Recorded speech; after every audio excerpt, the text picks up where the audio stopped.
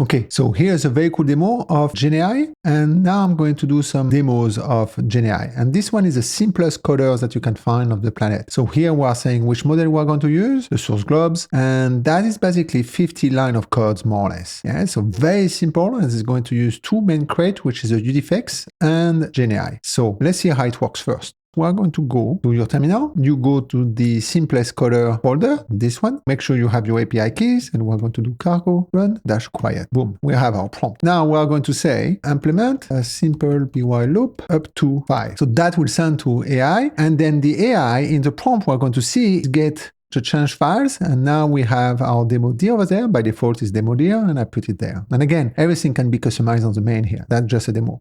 Now, the cool thing about that is that it doesn't send the history for now, but it keeps the context. So that will be inside the context now. And so we're going to say up to 10, and then we do like that. And that will create the up to 10 now. Now we can say, in Rust, and that will change that to Rust. So if we click here, we're going to have this guy. Now what we can say is say create binary Rust and also add readme. And that will kind of basically change and rename the files and move the files and so on to make that. So now we have that, and then we see that we have the main and all of these kind of things. Now the cool things about this is that if we look at the code over there, it's super simple. So we have our model over there, we have our source globe, that is what we support. And again, this is kind of a scaffolding to make your own coding agent. And that is just a CLI business over there to take the prompt if there is one. Now we're going to take genai, the chat request from our genai client. So we're going to create a new one, and then we'll be able to clone it and send it to the genai client. And then we get the prompt here. We're just prompting the things with the inquirer. And then we're cloning the chat request. Right now, we're not passing the history, but we could. We append the message, which is a prompt. And here's the magic. Now, what we're going to do is a udiffx. So that is a crate that gets installed as well. So that is that guy over there, which I'm maintaining. And it's actually pretty powerful. So the first one is you can load all of your file context, and it will put it in the text with kind of a tag-based kind of things with the right instruction. So now if I load files context with that source globe, then if I get this file context, I'm going to add it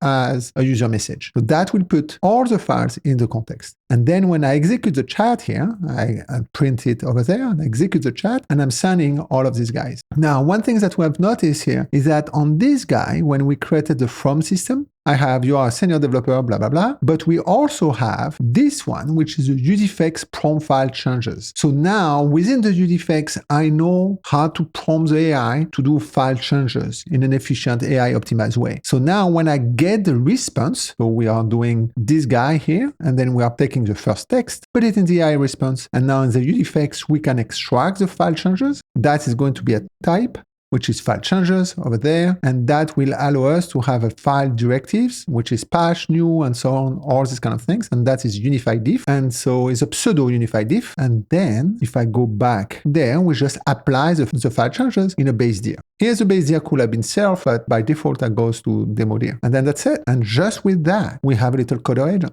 And that is pretty cool. Until next one, happy coding.